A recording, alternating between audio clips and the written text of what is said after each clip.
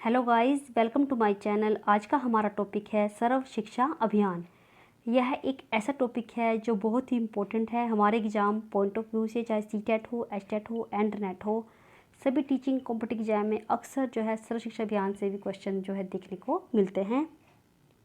आज हम सर्व शिक्षा अभियान के बारे में पढ़ेंगे। व्हाट इज एसएससी, सर्व शिक्षा अभियान क्या है, एंड इम्प्लीमेंटेशन ऑफ एसएससी का कैसे हुआ इंडिया में, एंड रीनेम ऑफ एसएससी का क्या है आज के टाइम में, और क्या फीचर हैं सर्व शिक्षा अभियान की, एंड ऑब्जेक्टिव ऑफ एसएससी की क्या उद्देश्य थे जो सर्व शिक्षा अभियान को बनाया गया। पर उससे पहले हम कुछ पंक्तियाँ हमारी शिक्षा मंत्री मौलाना आज़ाद जी की, उनको हम पढ़ेंगे कि जब तक देश का एक भी नागरिक अनपढ़ है तब तक लोकतंत्र की मंजिल दूर है। यह कथन श्री मौलाना आज़ाद का है, जिन्हें महात्मा गांधी इल्म का बादशाह कहते थे, और इन्होंने भारत के प्रथम शिक्षा मंत्री के रूप में आज़ाद भारत में शिक्षा नीति की नींव रखी। जो आज तक हमारी education policy time to time बन रही है, उनकी नींव भी हमारी पहले जो है आज़ाद भारत के शिक्षा मंत्री मौलाना आज़ाद जी, उनके द्वारा ही रखा गया है। और ये टाइम टू टाइम जो एजुकेशन पॉलिसी बनती है, यही जो है लर्निंग को इम्प्रूव करा रही है हमारे एजुकेशन में। और जो हमारे मौलाना आज़ाद जी थे, उनका ये मानना था कि जब तक देश का हर एक नागरिक एजुकेट नहीं होगा तब तक जो है हमारा देश का विकास नहीं हो सकता, और जो है देश में लोकतंत्र की स्थापना नहीं हो सकती।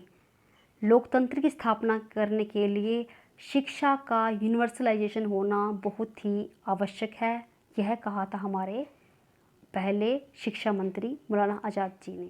और जो हमारे महात्मा गांधी जी है, वो हमारे जो मौलाना आज़ाद जी है, उनको इल्म का बादशाह कहते थे। इल्म यानी कि ज्ञान, क्योंकि ये बहुत ही ज्ञानी व्यक्ति थे हमारे आज़ाद जी, पहले शिक्षा मंत्री।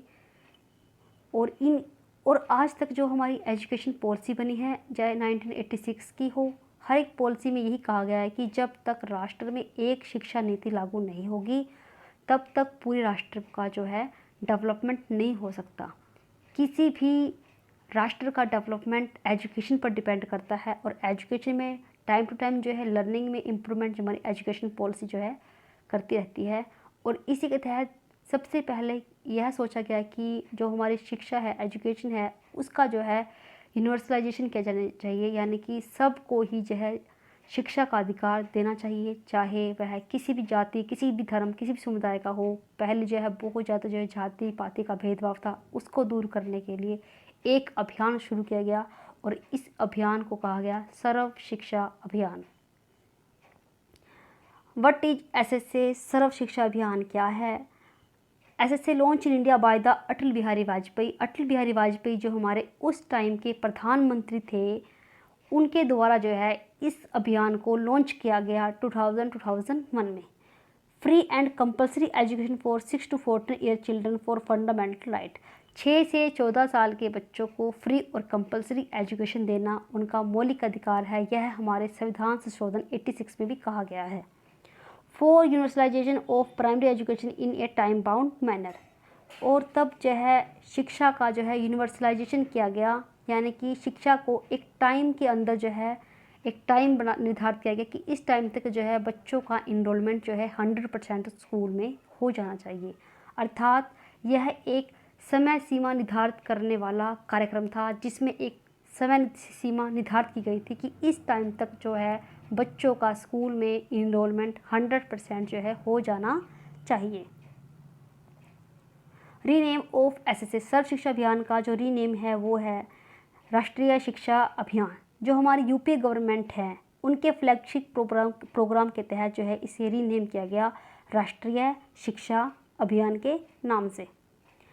सर्व शिक्षा अभियान एजुकेशन, सर्व शिक्षा अभियान का एजुकेशन का जो इम्प्लीमेंटेशन है इंडिया में, वो सेंट्रल गवर्नमेंट के द्वारा हुआ। बट एजुकेशन के बारे में कोई भी प्रोग्राम हो, वो हमारी दोनों ही गवर्नमेंट जो है काम करती है, चाहे सेंट्रल गवर्नमेंट हो चाहे स्टेट गवर्नमेंट हो।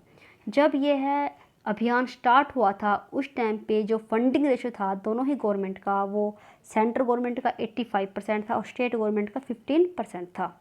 बट जो करंट टाइम में ये रेशो जो है चेंज हो गया है, वो 60 रेशो का और 40 का हो गया है। फीचर ऑफ एसएसए सर्व शिक्षा अभियान क्यों बनाया गया, और इसमें कुछ फीचर थी, विशेषताएं थी जो इस प्रकार हैं। This is completely government initiative, यह गवर्नमेंट के द्वारा पूर्णतः लागू था।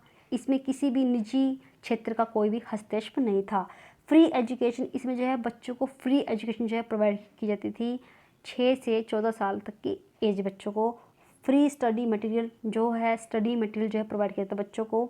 हर तरह का जैसे स्टेशनरी होती थी, बुक्स, पेंसिल, हर तरह का उन्हें जो है फ्री जो है दिया जाता था। Student gate lunch food, student जो है स्कूल में ही लंच जो है प्राप्त करते थे मिड डे मील के रूप में, और वो भी free. Free from gender Beas, यह हर एक प्रकार के जेंडर ब्यास से मुक्त था।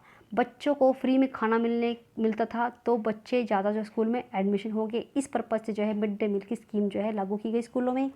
और पहले जो बहुत ज़्यादा जाति पाति लड़का लड़की का भेदभाव होता था, उस भेदभाव को भी इस अभियान के तहत जो है ख़त्म किया गया।